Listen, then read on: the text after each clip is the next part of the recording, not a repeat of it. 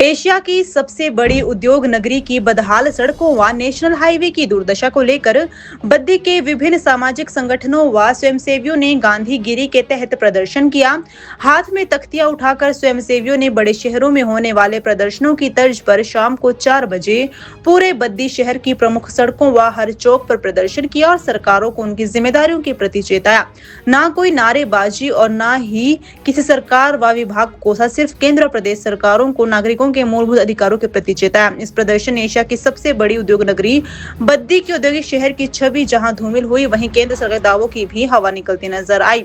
श्री राम हनुमान सेवा ट्रस्ट के कार्यकर्ता शाम को 4 बजे सिटी स्क्वायर कॉम्प्लेक्स से होकर एनआरआई चौक पहुंचे और उसके बाद हाथ में तख्तियां उठाकर सब्जी मंडी चौक पहुंचे, जहां कार्यकर्ताओं ने भजन गाकर सरकारों व नेताओं को सद्बुद्धि देने की प्रार्थना की। गौरतलब है कि बद्दी की जीवन धारा कहे जाने वाली सड़क बद्दी साई मार्ग समेत दोनों विधानसभा की अधिकांश सड़कें खराब हैं। इसी को लेकर स्वयंसेवियों में रोष था, जिसको लेकर उन्होंने आकर्षक तख्तियां बनाकर नगर निगम बद्दी व बीबीएनडीए का ध्यान आकर्षण किया। श्री राम हनुमान सेवा ट्रस्ट के अध्यक्ष राजेश जिंदल व उपाध्यक्ष विनोद कुमार अग्रवाल ने कहा कि बद्दी बरोटीवाला से सर्वाधिक टैक्स सरकारों को जाता है, लेकिन उस हिसाब से यहाँ पर आधारभूत ढांचा विकसित नहीं हो पाया, जो कि सरकार और शासन और प्रशासन की नाकामी को दर्शाता है। इसके बाद बद्दी शहर के स्वयंसेवी और रोड सेफ्टी क्लब के कार्यकर्ता बद्दी नालागढ़ निर्माणाधीन 4 लेन पर पहुंचे और वहां सड़क के बीच में बैठक केंद्र सरकार, सड़क निर्माण मंत्री नितिन गडकरी तथा प्रदेश के सांसदों का इस कुव्यवस्था से प्रति चेताया। स्वयंसेवियों का कहना था कि बद्दी सिर्फ एक शहर नहीं बल्कि पूरे विश्व में सर्वाधिक दवा निर्माण करने वाला फार्मा हब है। इसकी बदहाल छवि केंद्र और प्रदेश सरकारों के लिए शर्मनाक है।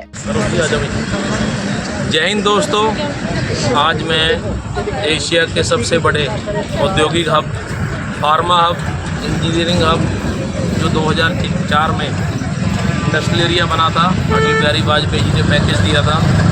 उनका सपना था कि बद्दी को विश्व स्तर का जो है शहर बनाना है, क्योंकि बद्दी जो है हिमाचल के बॉर्डर पे था और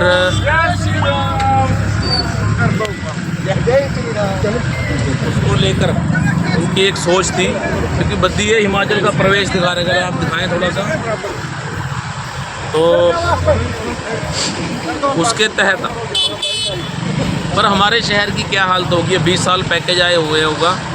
आज हनुमान सेवा ट्रस्ट है जो, और श्री राम सेना के कार्यकर्ता उतरे हैं और आप देख भी रहे होंगे पानी, ये सारा ये नेशनल हाईवे है और सरकारें, केंद्र सरकार भी, उनके मंत्री भी ये दावा करते हैं कि हम एक दिन में 100 किलोमीटर सड़क बनाते हैं। यानी कि कुछ बद्दी बनेगी, कुछ गुड़गांव बनेंगी, कुछ राजस्थान में बनेंगी। 100 किलोमीटर सड़क रोज़ बनती है और यहाँ पे मात्र टुकड़ा है 30 से 32 किलोमीटर का। ये पिंजौर है, अगर आप देख रहे होंगे कैमरा, और मेरे बाईं तरफ नालागढ़। इस टुकड़े को लेकर जो है 11 साल हो गए।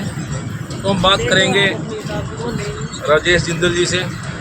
ये पहले भी हालांकि इन्होंने प्रदर्शन किया था, तो राजेश जी आपने पहले भी प्रदर्शन किया है, सैकड़ों लोग उसमें इकट्ठे हुए थे, काफ़ी उसमें संगठन भी आए थे, और अब आपको फिर इस जो है नदी में उतरना पड़ रहा है। क्या आपके मन में आया, और आप जो बार बार जगा भी रहे हैं सरकार को, तो क्यों नहीं जाग रही सरकार? देखिए, जिंदगी हर कदम एक नई जंग है और जीत जाएंगे हम तो अगर संग है।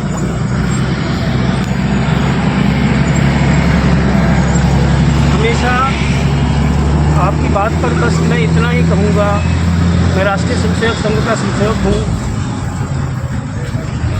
हमने संघ गीतों में गाया है परम पूजनीय डॉक्टर साहब परम पूजनीय गोलवलकर जी की जो सनातन के प्रति आस्था और हिंदू एकता के प्रति आस्था को लेकर हम चले हैं। हम वसुधैव कुटुंबकम वाले लोग हैं, तो हम यहाँ विरोध प्रदर्शन करने नहीं आए, हम सरकारों की गलती निकालने नहीं आए। इसकी गलती निकालने आए? हम अधिकारियों की गलती निकालने नहीं आए, हम बताने आए हैं जो बीबीएन को अवश्य मिलना चाहिए, हम वो बताने आए हैं। आपकी जो आप मुझसे पूछना चाहते हैं एक पत्रकार के नाते, उसके बदले में मैं केवल एक बात कहूँगा। संघ में हमेशा सिखाया गया है केवल सत्ता से मत करना, परिवर्तन किया। तो राजेश जी, कुछ चीज़ें जो है सत्ता से ही आती हैं, शासन से ही आती हैं। ऐसे तो शासन नहीं चलेगा कि कोई शासक ही ना हो, कोई सरकार ना हो और कोई अफसरशाही ना हो, कोई डिपार्टमेंट ना हो। हम ऐसा नहीं कह रहे, हम ऐसा बिल्कुल नहीं कह रहे कि कोई भी ना हो। हम किसी की गलती नहीं निकालना चाहते। ये अनेकों लोगों की गलती है, तो किस किस को दोष दें? ऐसी भावनाएं क्यों रखें कि दोष देने वाली भावना हो, नकारात्मक भावना हो। सरकारें भी अपनी हैं, हम सब अपने हैं। ऐसा सनातनियों में विभाजन उचित नहीं। ये सड़क ना बना सनातनी का, इससे कोई खास लिंक नहीं, चाहे सनातनी हो चाहे गैर सनातनी, चलेगा तो सड़क नहीं। ये सनातनी का अर्थ है कि हर एक व्यक्ति जिसमें विघटन पैदा हो रहा है आजकल, किस कौन कर रहा है कौन नहीं कर रहा, उसके ऊपर मैं बात कर रहा हूँ। तो आज मेरा बोलने का अर्थ ये है कि मैं किसी का दोष नहीं निकालना चाहता। मैं दोष दे के विघटन पैदा ही नहीं करना चाहता, चाहे इंफ्रास्ट्रक्चर लेवल पे हो, चाहे सनातन लेवल पे हो, चाहे धार्मिक लेवल पे हो, चाहे राजनीतिक लेवल पे हो। हमें दोष नहीं देना है, हमें साथ मिलकर अच्छे के लिए प्रयास करना है। ये किसको जगाना चाहते हैं आप इसमें? अब आपको आपने सभी जागने चाहिए, जनता भी जागनी चाहिए। दोस्त तो एक विभाग का ही है, बाकी तो किसी एक मिनट, जनता को भी जागना चाहिए कि वो सबके पास वाहन हैं और सबको इस रोड से कष्ट होता है, सबको बोलना चाहिए। लोकतांत्रिक देश है, सबको एक रील डाल देनी चाहिए, सबको एक वीडियो बना देना चाहिए, सबको अखबारों में बोलना चाहिए, सबको खड़े हो जाना चाहिए हमारे साथ। ये हम जगाना चाहते हैं जनता को, हम जगाना चाहते हैं सरकार को। सरकार का कर्तव्य है, ये राजधर्म है कि वो जनता की भलाई के लिए कार्य करे। आपने देखा होगा, हमने आज भजन गाए हैं और हमने मोटिवेशन जैसे ज़िंदगी हर कदम ऐसे गीत गाए हैं, क्योंकि इसी भावना से हम चल रहे हैं। और मेरे को पूरी अपेक्षा है सरकारें सुनेंगी और सरकारें इसको बहुत ही सुंदर रोड बनाएंगी। ऐसा मेरा पूर्ण विश्वास है कि बहुत जल्दी हम बद्दी का कायाकल्प देखने वाले हैं। ऐसा मेरा पूर्ण विश्वास है और ऐसा ही विश्वास सरकारों का होगा, ऐसा ही विश्वास सभी लोगों का होगा।